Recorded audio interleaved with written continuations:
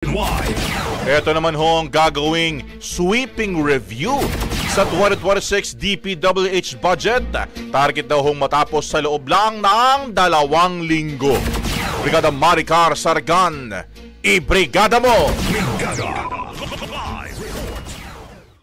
Agad na nagpulong sina Budget Secretary Amenah Pangandaman at Public Works Secretary Vince Dizon matapos ang direktiba ni Pangulong Ferdinand Marcos Jr. na busisiin ang 2026 budget ng DPWH kasunod ng mga ulat ng umano'y insertion.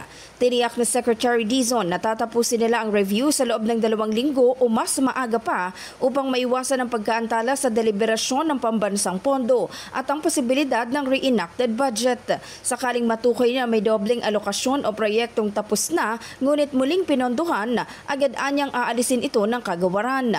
Magiging maigpit anya ang gagawin nilang koordinasyon sa DBM sa mga susunod na araw upang masunod nila ang direktiba ni Pangulong Marcos na siguraduhing malinis ang 2026 budget ng bansa, lalo na ng DPWH sa gitna ng mga issue sa flood control project. Nag-usap kami ni Sec Mina.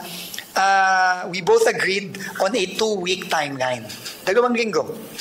Maximum. Pwedeng mas maigsi. No, pwedeng mas maigsi. So, kailangan ng syempre, pagtrabahuan namin to ng maigi, pupukpukin natin ang DPWH, ang ating mga kasamahan doon, para magkaroon tayo ng honest to goodness review. In the heart of changing lives, ako si Brigada Maricar Sargan na 105.1 Brigada News FM Manila, the Music and News Authority.